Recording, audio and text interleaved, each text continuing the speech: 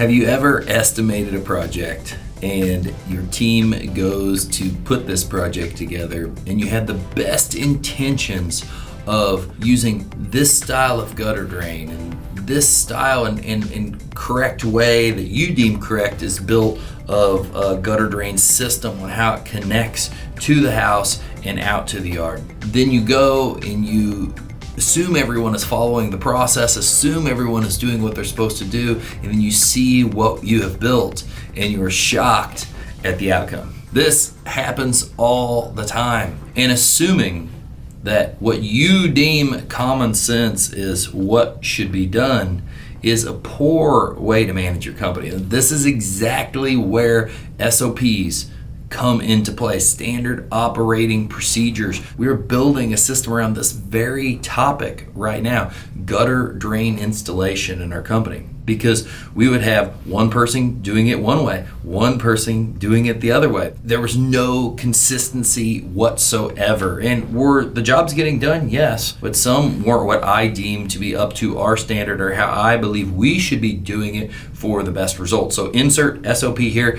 This is how you mitigate this issue. Another huge problem that's came up when we're installing gutter drains, someone would use the wrong material. The job would get done, but instead of using sewer pipe or corrugated pipe, someone would use PVC, and it would be a multiple more expensive. And now some of the efficiency, some of the cost advantage, some of the profit from that job would get diminished just from that one piece. And here again, this is where SOPs come in play. So your standard operating procedures, how you implement this is you figure out a way that something should be done in your company and you basically write a checklist for it. So let's go into this example we're talking about. We are speaking about buried gutter drains. There are so many little fittings and pieces, right? How do you adapt to the gutter? What does the bubbler look like? What kind of pipe do you use in the ground? Are you installing a clean out? Are you not installing a clean out? Are we putting rock at the end where the bubbler's at? So if the water doesn't completely clear what sits in the bottom so it can bleed easier into the ground and drain into the soil.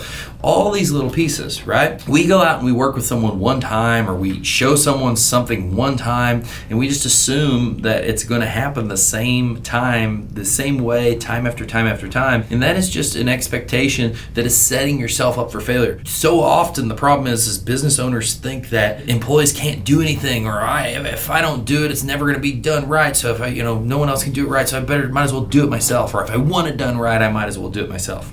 That is the super common thing. And what that is bred off of, given it is extremely hard to get people to do what you're expecting and to guide and to lead things the way you want them to be. But if you don't have any kind of standard operating procedure in place, which is the checklist of how to do the things, there's nothing to hold people accountable to. And I do know that one of the craziest things that we do is we try to hold people accountable to what we deem as common sense. And common sense, even though it is a funny saying, and I do believe it's true, common sense is the least common of all senses. Like, your vision of common sense is kind of like saying your vision of perfection.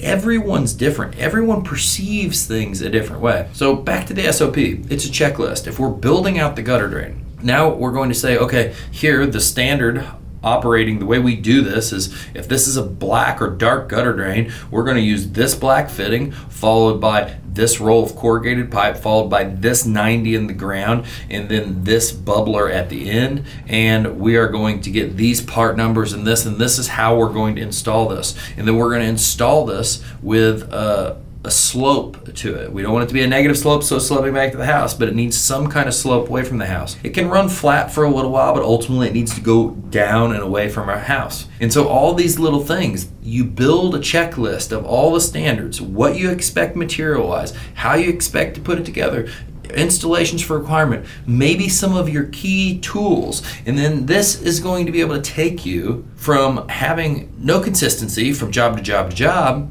to a place where now it's not going to just verify and you write this thing and now it's the way and everybody does it, but now it's going to give you a tool to hold people accountable to and a checklist to give people and hold them accountable to of how we do it. So now we can train off of this SOP, and now we can show members and verify that it's getting done the right way and QC that things are getting done the right way based off of this SOP, and that provides more consistent results. And you can apply this in every way, every piece of your company, from the way your team members roll in and what they're supposed to do at the end of the day, to the beginning of the day, to how people are supposed to lock up the shop. So often you hear owners say that, and just back to what I've already said, no one else will be able to do it. And that's because we don't empty what's in our brain onto a sheet of paper and make it understandable. We don't make it clear what we expect, and then we're frustrated when no one knows what we expect, so they don't do what we expect, and it's this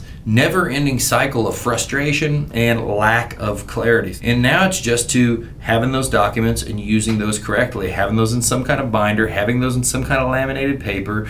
There's all the different ways in the world, right? This works in the field. This works for how you answer the phone. This works for the call scripts. This works for the billing procedures. This helps with every little single piece. And without these, as you grow your company, things will not run right. If you're just operating right off the hip, you're gonna have problems. And so the pieces that kind of come along of your company are, one, you build out your terms of service. You start and you are maybe out on your own trying to get going. So you start a terms of service, which is the tool that says how you work with your clients. And then you hire a person to help you. And before you know it, you need to put a handbook in place. And then as you start building a team, now we start creating SOPs, standard operating procedures. So there is a standard that everyone operates by so we can continue to scale. Now, these change like water and need to evolve all the time. The systems you have when you're doing $500,000 in sales will be different when you're doing $1 million, will be different when you're doing 5, will be different when you're doing 10,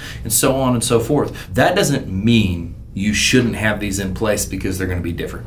It means that they should start off as simple checklists and they should evolve. Maybe this is something you write on a sheet 1, 2, 3, 4, 5, and then it gets more and more and more in depth as you grow your company, so the standard and the expectations can be matched time on time on time on time again. And just remember, you cannot hold someone accountable to what you deem as common sense or what you deem as perfection or what is in your mind. Without it on paper, without clarity of ABC, 1, 2, 3, this is how we do the thing, you are not doing all that you can do to lead a team, to guide a team, and to make sure your company operates well. So if you have had a time where an SOP has changed your company, leave that in the comments below. I would love to hear about your standard operating procedures.